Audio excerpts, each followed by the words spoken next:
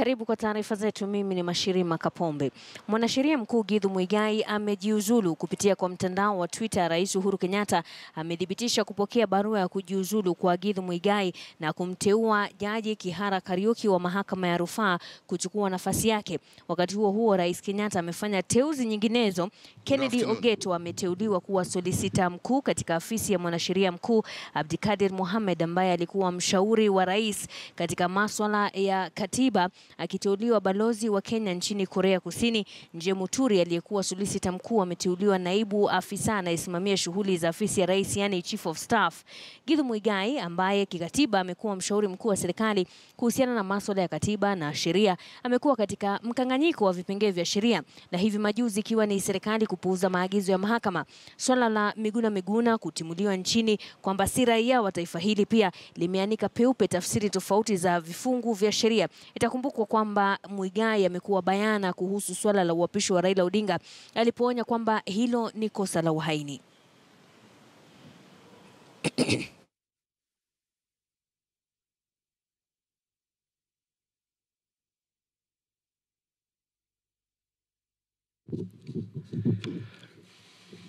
Fellow Kenyans, I have today, the 13th of February, 2018, received with regret the resignation of Professor Githu Muigai from the office of Attorney General, effective the date of the appointment of his successor.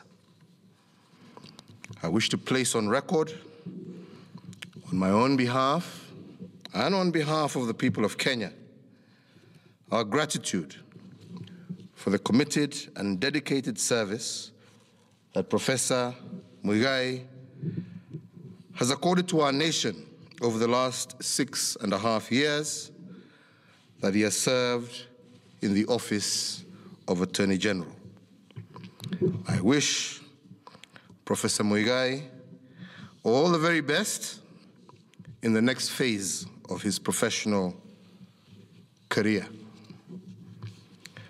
Under the powers vested in me by Article 156(2), I have today nominated the Honorable Justice Paul Kihara Kariuki to the National Assembly for approval as our next Attorney General. I have also today forwarded the names of Kennedy Ogeto for the position of Solicitor General. I have forwarded also the name of Abdikadir Hussein Mohamed as my nominee for Ambassador to South Korea. Mr. J. Muturi has been appointed to the position of Deputy Chief of Staff. Thank you, and God bless you. Na ndio taarifa ya hivi sasa ya tangazo la Rais Uhuru Kenyatta ya kujiuzulu kwa mwanasheria mkuu Githu Muigai ambaye sasa nafasi yake itachukuliwa na jaji wa mahakama ya rufaa Paul Kihara Kariuki. Tuangazie masuala mengine. Kwenye shughuli inayoendelea ya usajili wa makurutu wa jeshi KDF huko Embu, mambo ni tofauti. Wanawake waliojitokeza kujiunga na KDF walipata mshangao walipoambiwa kwamba ni wanaume tu wanahitajika. Kina dada hao waliojitokeza mapema leo katika uwanja wa michezo wa Embu walibaki wameduaa walipoambiwa kwamba wanaume pekee ndio wanahitajika. Hawaelewi ni utaratibu upi uliotumika kufikia uamuzi huo ambao wanasema umewabagua.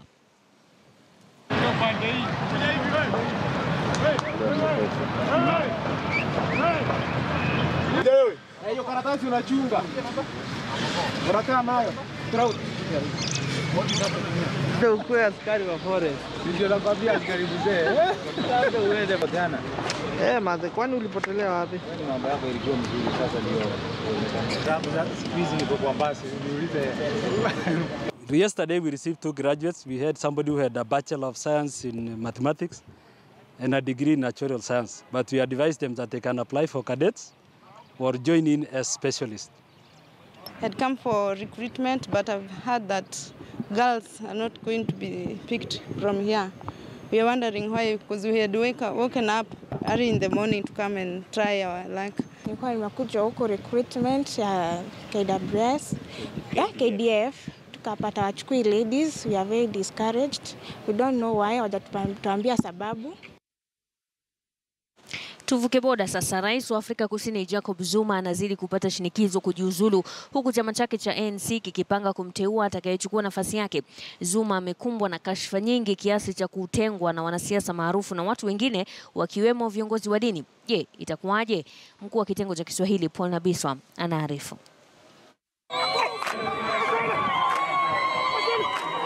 Alitangamana na watu kuanzia vijijini, ishara kuwa alikuwa kaoana sawasawa na mila na tamaduni za watu wa Afrika Kusini. I, Jacob Zuma. Katika hafla rasmi alikuwa na hadhi ya kutajika.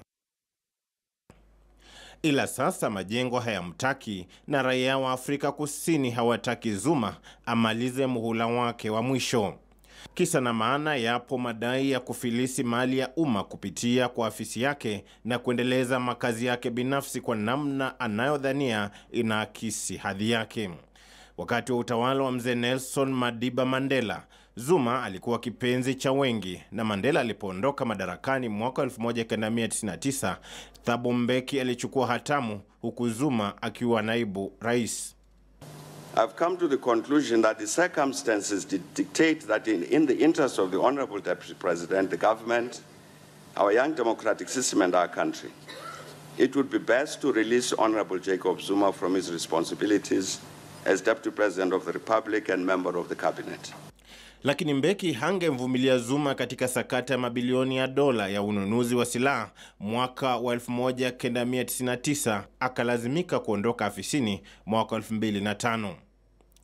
Hata hivyo, baada ya mahakama kuamua kuwa hakuwa na hatia, ghadhabu za watu wa ANC zikaelekezwa kwa Mbeki, ambaye walimuona kuwa msaliti ambaye hakumuonea imani Zuma wala kumtakia heri katika safari yake ya siasa. Mbeki akasalimu amri mwaka 2008 na Glama Motlanthe akawa kaimu rais. Jacob Zuma akapata nafasi ya kuingia kwenye debe na kushinda urais wa mwaka 2009. Na sasa ANC imefanya mkutano wa kumtaka Zuma ondoke afisini, la sivyo akutane na kura ya kutokuwa na imani naye ambayo imeandaliwa tarehe 22 mwezi huu.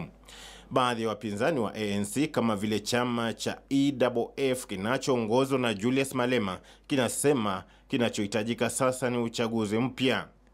To think that when Zuma leaves our problems are going to disappear, that is being disingenuous and we're not being realistic.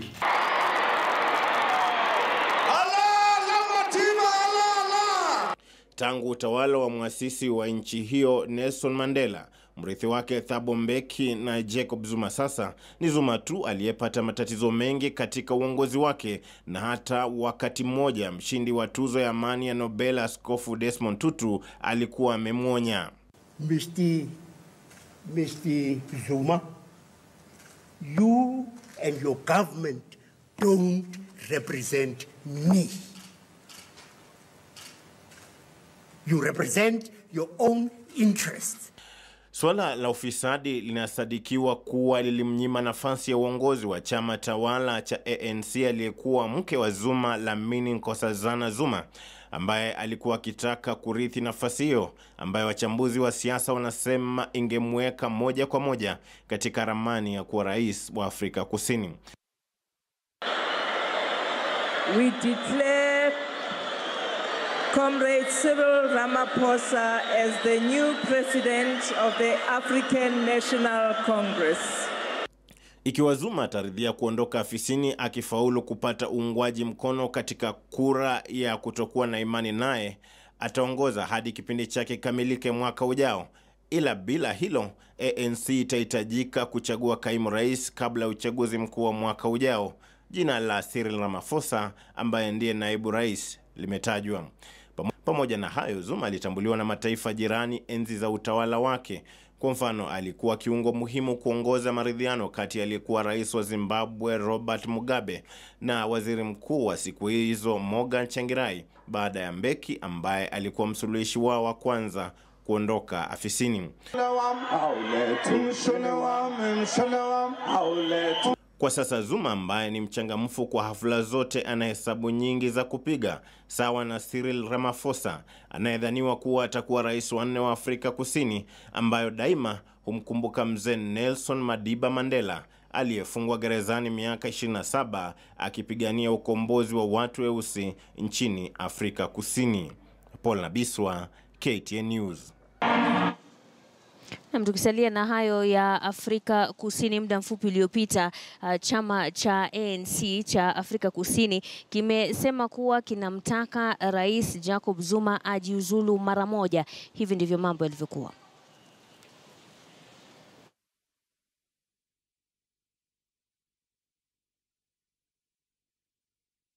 We'll take the first 5 and the last 5. So what I'm appealing to colleagues to do, because DSG, you said they are by constituency now, so they must just explain which media outlet they represent and their names.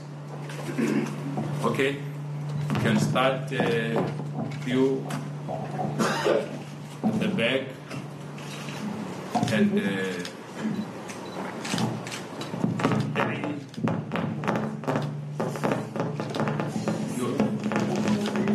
so it's 1, oh Sophie, 2, yes, and then you'll come after Matas, and then 3, ENCA, 4, and 5. You'll come after. So you can just explain the media outlet you come from, your name, yes, and the question.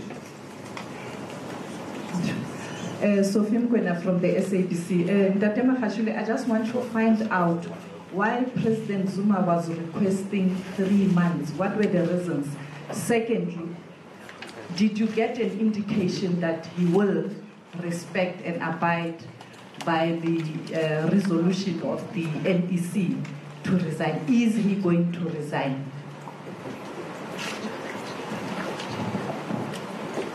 Thank you very much. It's Konita Hunter from the Sunday Times newspaper.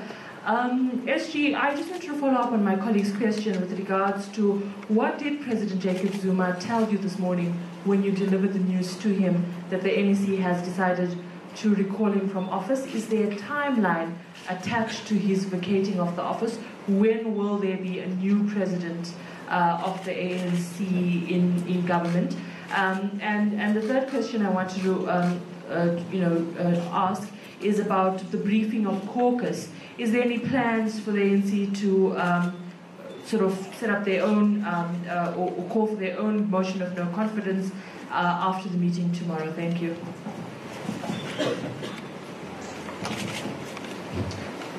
My 2 colleagues before me, sorry, Nicholas Bayer from the NCA, asked mostly what I wanted to ask, but perhaps you could extrapolate on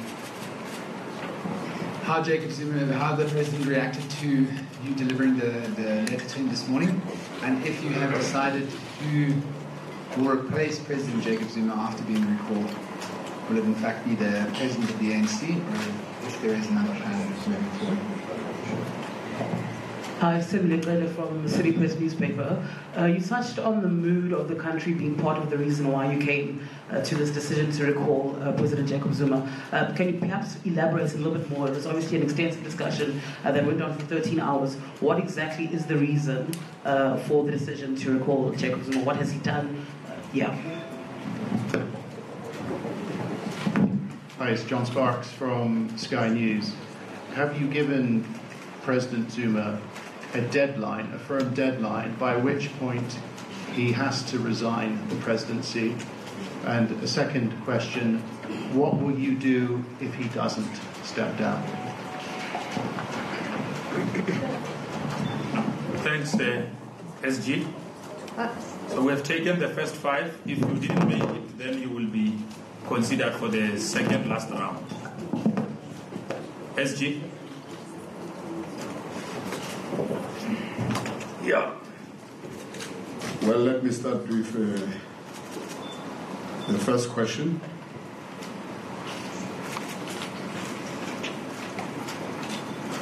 We went with the DSG today to meet with the President and communicate the decision of the NEC.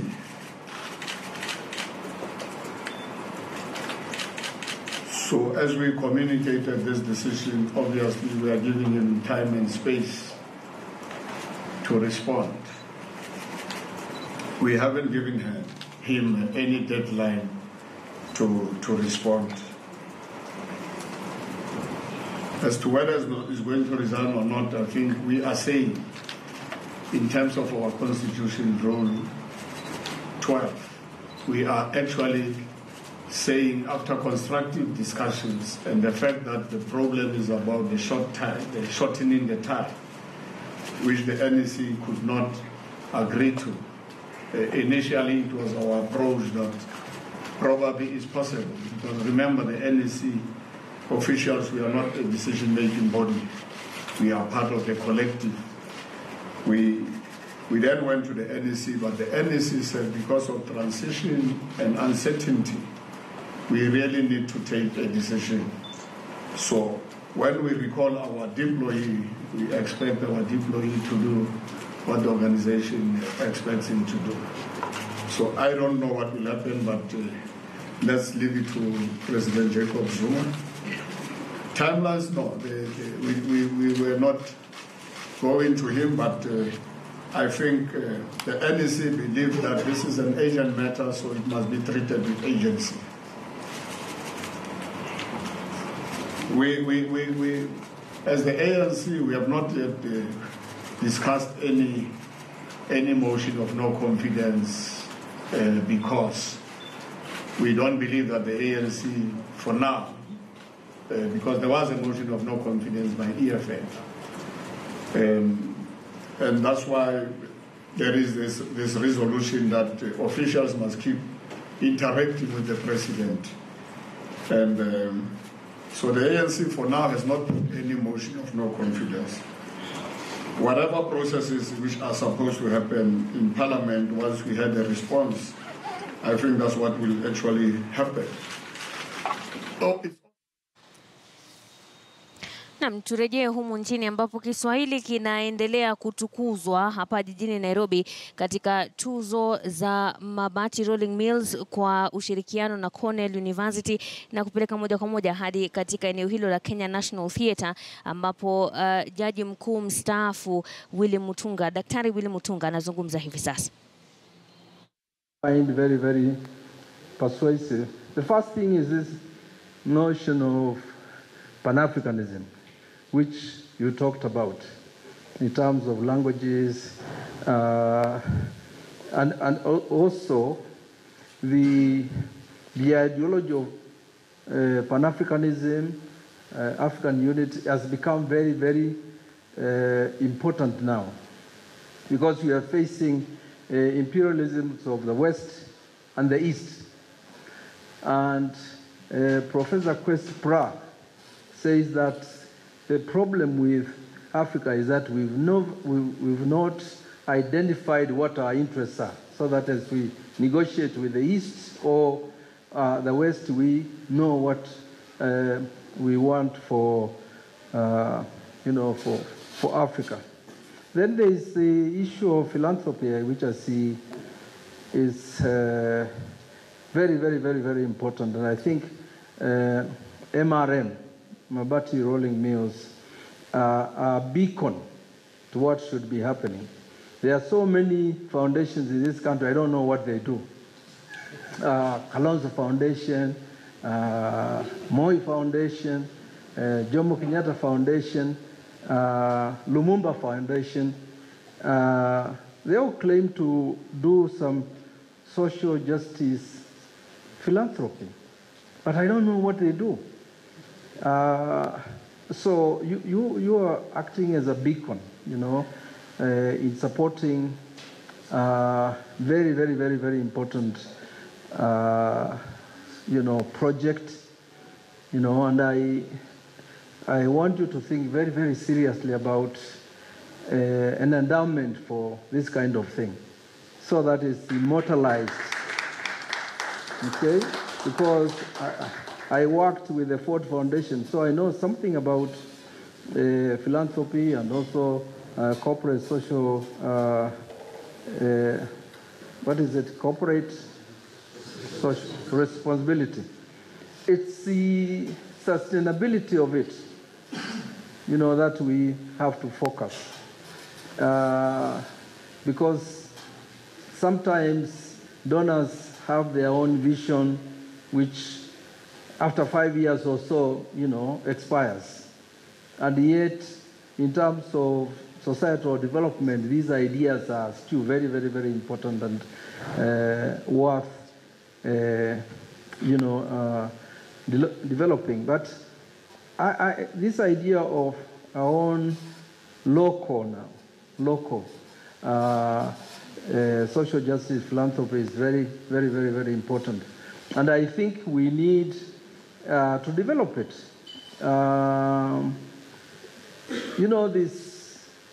I've been in a lot of projects where we ask people, Kenyans, to donate to them. But Kenyans feel happy donating to prosperity gospel, which is, of course, the con men and women that are shaking you up for your dollars. People are giving. It's not even what Marx wrote a long time ago, saying religion is the opium of the people. Now even the middle classes are taking this cocaine 24/7. And if you ask people to contribute to a water project, they basically don't want to do it.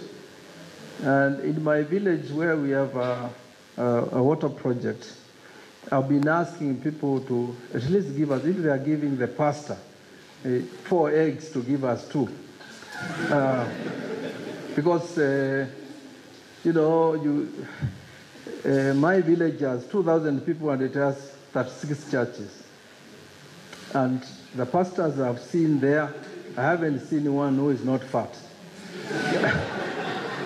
So the issue of local philanthropy, the corporate aspect, the social aspect, I think is very, very, very important, because there is a lot of money in Africa.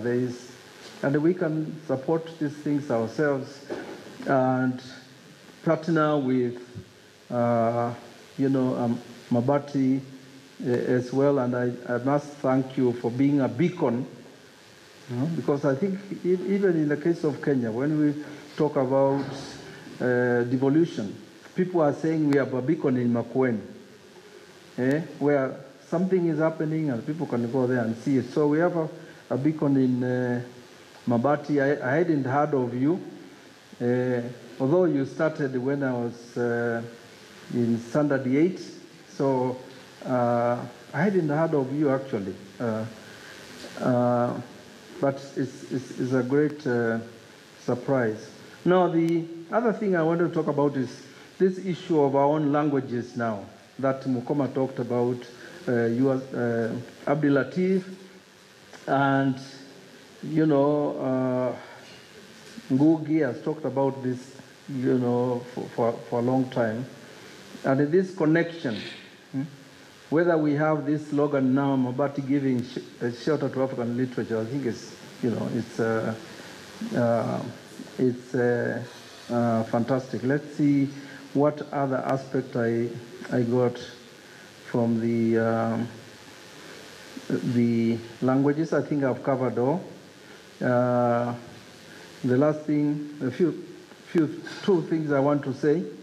I didn't speak in Kiswahili, although I speak Kiswahili, but with Abdul Latif Abdallah here, it's like a Kenyan speaking Swahili in Tanzania.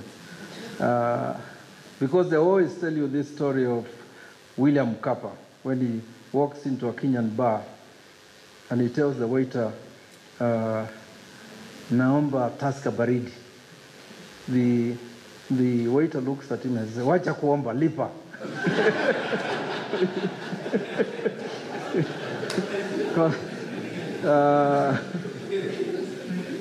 Okay, and of course you heard the other day about Wavinya Ndeti, you know, where she was unable yaliyopita spiti or yaliyondwele spiti. And actually it is yaliyopita si ndwele, ugange yaliyopona yaja. So we have problems. So I didn't want to go there. And the last thing, Professor Bakari, you know, this thing about raining cats and dogs is not obsolete. If you go to the history of it, right, it's very, very interesting. It's about the inventions about the plane. When they started flying one of them, trying one of them, they put in cats and dogs. And then it collapsed in some place where somebody was farming. And they said, "Oh my God, it's raining cats and dogs." So I think if we give the history of it, it's very relevant. Thank you very much.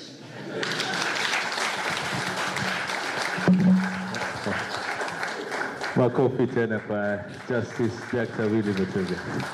Asante sana. Thank you. Basi sitaki kuwachosha, maana tu ile shule ambayo imekuwa imetuleta hapa ndio tunakaribia kuifikia sasa.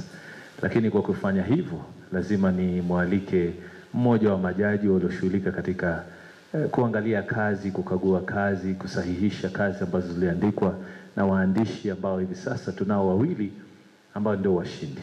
Azungumze kwa niaba ya majaji wote, alafu kisha moja kwa moja tuingie katika nafasi ama hafla ya kuwatuza washindi wetu. Kwa hiyo nataka nimkaribishe Profesa Ken Walibora azungumze kwa dakika nafikiri 4 hivi tu. Alafu tuingie katika sherehe ya kuwatuza washindi. Asanteni. Na muwe makini tafadhali. Asante.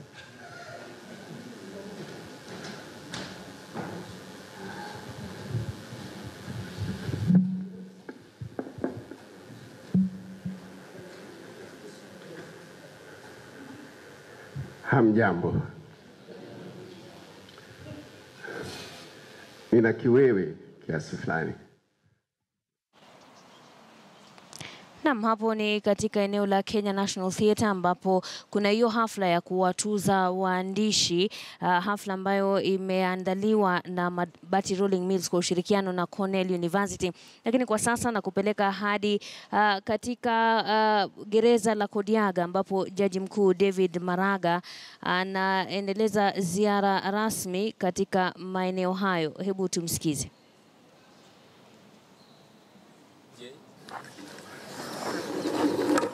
Ni kutembelea prisons. Hiyo ni kazi yangu na itajika kufanya. Niangalie wafungwa, niangalie wale remands na vile wanakaa, nisikie mambo malalamishi yao, nisikie maoni yao, ili wakati tunafanya kazi tunajua mahitaji yetu iko namna gani. Kwa hivyo mkiniona nikija hapa, mimi naenda kamiti, nikiwa Mombasa naenda Shimulatewa na prisons zingine nitatembelea, sababu hiyo ni kazi yangu.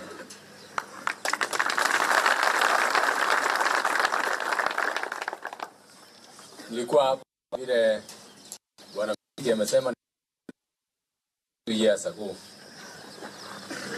kama jaji wa Court of Appeal. Nilikuwa nafanya kazi hapa, nilipotoka hapa nikaenda Nairobi. Sasa si mwingine mnajua.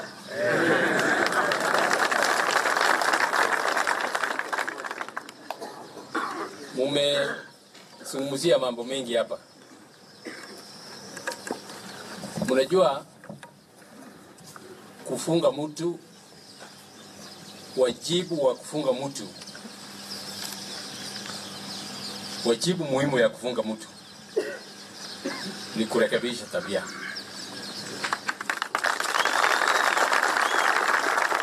Hiyo ndio wajibu muhimu.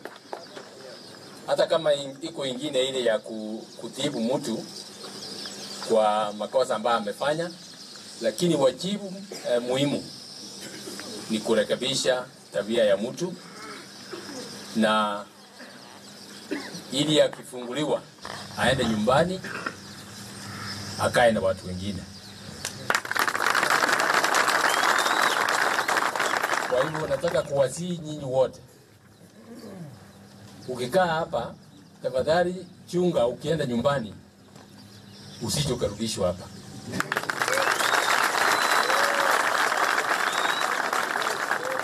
Au iko wengine wenu mnataka kurudishwa hapa?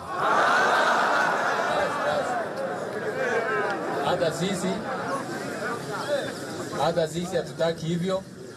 Hata ukiuliza bwana muziki hapa na maafisa yake, atakwambia hata wao hawataki mrudi hapa.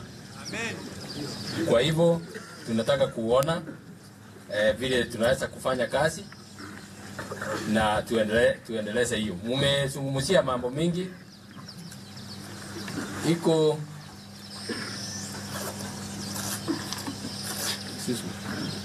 Iko moja mlisema hapa ati judgment ya pili nilisikia nikiwa hapa zaidi ya miaka 2 imepita ambao haijatolewa. Mimi nataka kufikiria hiyo ni makosa. Nataka kufikiria hiyo ni makosa. Wana misiki nipatie data PIN number. Na hiyo nitakwambia kesho.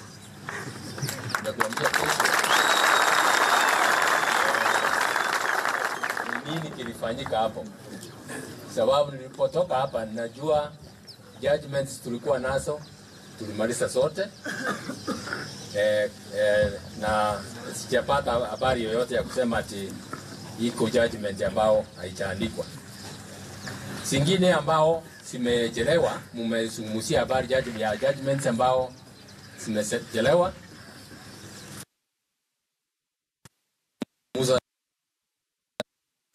Ile memorandum mliandika munipatie, nitaenda niangalie hizo nione ni nini ambao fanya.